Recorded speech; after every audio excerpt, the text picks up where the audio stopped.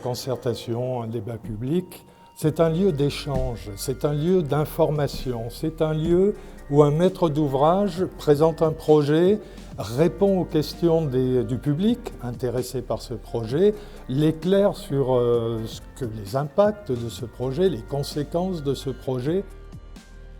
C'est-à-dire que la création du port sur HR est une opportunité économique, bien évidemment, pour notre territoire.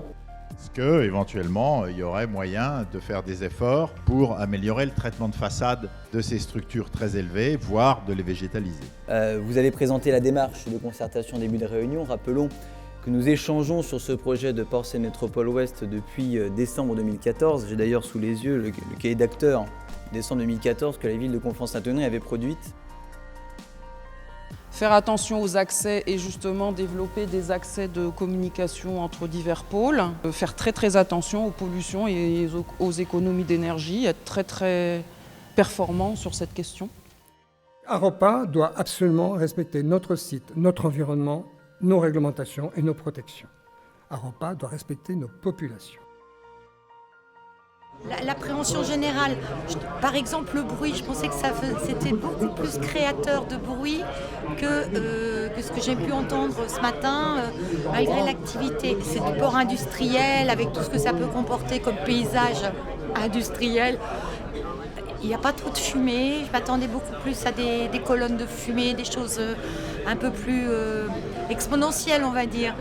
Je pense que c'est très intéressant pour la suite d'avoir fait cette visite, de voir comment vraiment un port fonctionnait et de le voir en activité.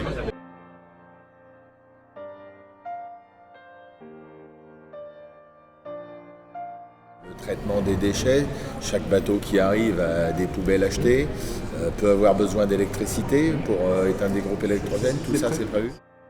Alors, sur la gestion des déchets, donc l'idée générale, c'est la mutualisation, bien sûr, et l'économie circulaire. Quelles sont les obligations de chacune des entreprises et quel est le rôle de Port de Paris dans cette mutualisation? Elle a un caractère assez exemplaire.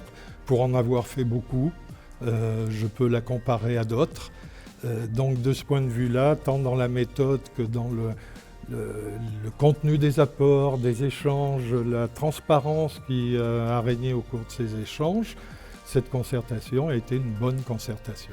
On a un port qui est localisé de façon stratégique à la confluence de la Seine et de l'Oise, qui va venir compléter le réseau de nos ports à l'ouest de l'Île-de-France. Et en quelques chiffres, donc on est sur une emprise d'une centaine d'hectares, avec une pièce principale dans le dispositif qui sera la création d'une darse, des équipements portuaires dont un quai public. Sur ces 100 hectares, 58 qui seront consacrés aux activités économiques, 19 hectares, c'est-à-dire un cinquième, qui seront consacrés à des aménagements paysagers.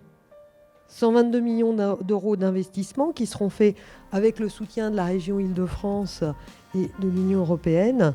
Nous programmons l'aménagement de cette plateforme portuaire en 5 phases principales qui vont suivre, grosso modo, la libération des terrains suite à l'exploitation de carrières par la société GSM.